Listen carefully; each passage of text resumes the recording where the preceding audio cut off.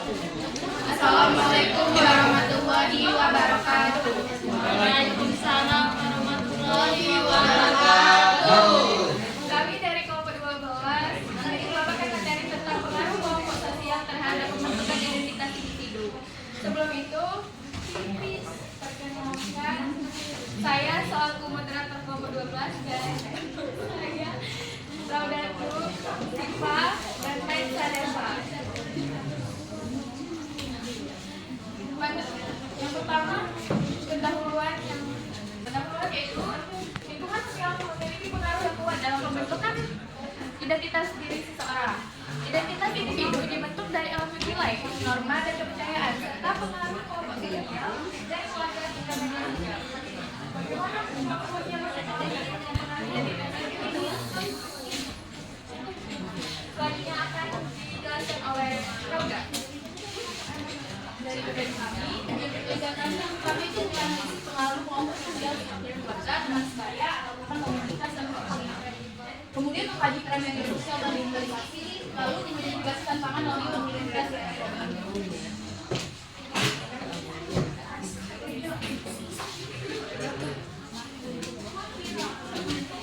Ada pengaruh lingkungan yang pertama itu peran keluarga. Keluarga adalah fondasi utama pembentukan karakter seseorang. Sebuah sekolah pertama yang mengajarkan nilai-nilai dasar dalam mendidik. Misalnya anak-anak pertama kali belajar mengenai kejujuran dan pentingnya berkata benar dan bertanggung jawab atas perbuatan mereka. Yang selanjutnya gaya asuh orang tua itu memiliki pengaruh yang sangat signifikan.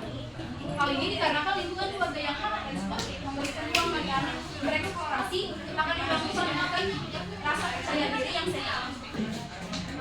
Namun sebaliknya gaya asuh yang otoriter, terlalu permisif atau bahkan penuh kritik dan penolakan dapat berdampak negatif pada perkembangan anak. Hal ini dapat menghilangkan rasa percaya diri yang ada pada dalam diri anak tersebut. Yang kedua itu pengaruh teman sebaya. Memberikan ruang eksplorasi diri di luar lingkungan keluarga.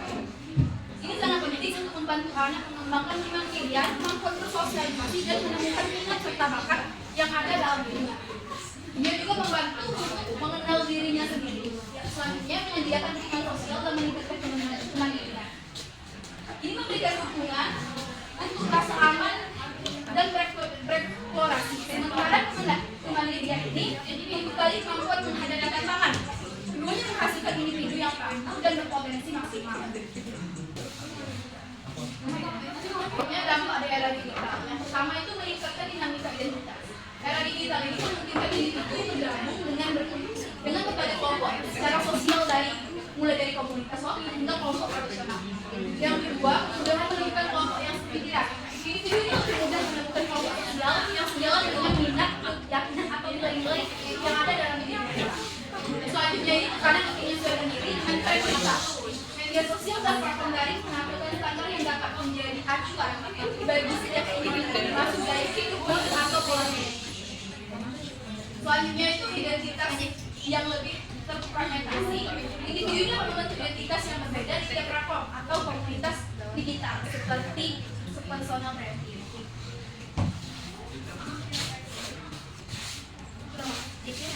Selanjutnya pembentukan identitas yang akan dijelaskan oleh Mas. Baik, kita membahas mengenai tantangan pembentukan identitas itu sendiri. Yang pertama itu bisa saja karena konflik dan norma, jadi pengaruh beragam mulai dari konteks dan globalisasi serta akan menyelesaikan diri dengan standar sosial. Jadi bisa saja di lingkungan keluarga, teman atau komunitas itu yang akan memberikan nilai terhadap individu, dan itu akan mempengaruhi kehidupan atau konsep diri seseorang itu.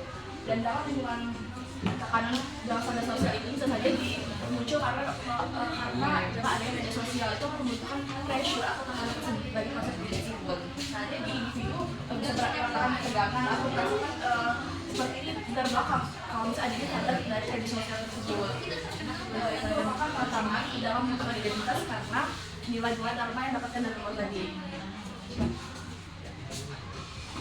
Nah, untuk kesimpulannya, bahwa kelompok sosial itu memang sangat penting dalam pembentukan identitas individu, karena kita tahu seperti kelompok keluarga, teman sebaya itu nilai-nilai yang itu akan membentuk polarisasi terhadap diri sendiri. Jadi diri kita sendiri ini akan merasa bahwa mengubah cara pandang kita sendiri terhadap dunia luar. Jadi apa yang jadi standar dari lingkungan luar itu akan memasuki konsep diri kita. Dan juga era digital menerapkan kompetensi baru. Mengapa? Karena dengan era digital akan membuat tantangan atau pressure yang lebih tinggi, standar yang lebih tinggi seperti itu. Dan tentunya kesadaran diri ini adalah menjadi hal yang krusial bagi diri kita agar bisa mempertahankan identitas sendiri. Jadi untuk menjaga kelas dari identitas kita yaitu dengan sadar akan pentingnya kesadaran diri itu adalah tunjangan utama bagi kita yang akan berpegang menjaga keaslian identitas kita. Ya, programnya apa ada yang ingin bertanya? Sekian pemaparan dari kelompok kami. Apa ada yang ingin bertanya? Silahkan.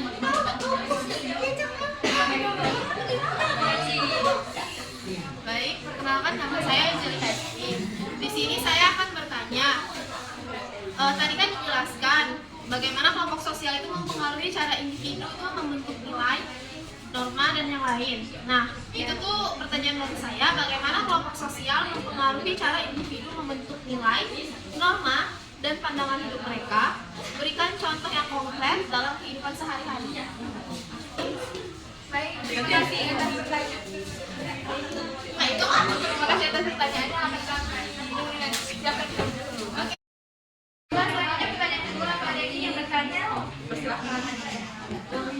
Jadi dari materi hal yang pertama tadi, jika seorang individu menjadi bagian dari beberapa kelompok sosial dengan nilai yang bertentangan dengan dia sendiri itu, gimana cara dia membangun identitas dirinya sendiri? Baik, terima kasih atas pertanyaannya. Saya akan menjawab pertanyaan pertama yang dari Aida. Tadi pertanyaannya, bagaimana kelompok sosial mempengaruhi cara individu memiliki nilai, norma, dan pandangan hidup mereka? Kita berikan contoh konkret dari kehidupan sehari-hari. Jadi kelompok sosial seperti keluarga, sekolah, anak sebaya, dan komunitas membentuk nilai, norma, dan pandangan hidup kita. Kita belajar dari interaksi dan proses sosialisasi dari kelompok, mengadopsi nilai-nilai, norma, dan perspektif yang berlaku di dalamnya. Pengaruh budaya, pengalaman bersama, dan peran model dalam kelompok juga membentuk cara kita sendiri. Contoh yang signifikan itu yaitu keluarga sebagai kelompok primer. Contohnya sama mana itu? Keluarga yang menjalankan tradisi keagamaan secara rutin dapat membentuk pandangan hidup anak yang lebih representasi. Baik, terima kasih Cika atas jawabannya. Baik, saya akan menjawab untuk pertanyaan yang kedua, yaitu pertanyaan dari saudari Nafisa.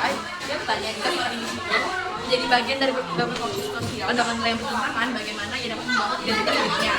Itu dengan kembali ke identitas itu, jadi kita bisa menyeleksi norma-norma perilaku yang sesuai dengan kehidupan kita. Jadi kita bisa mengintegrasikan elemen-elemen dengan yang sesuai dengan pribadi kita. Jadi kita bisa belajar dari interaksi dari sosialisasi dan kelompok, mengadopsi nilai-nilai dan norma, dan kita bisa menyeleksinya dengan baik. Terima kasih. Sebelumnya, sekian dari kelompok 12. Wassalamualaikum warahmatullahi wabarakatuh.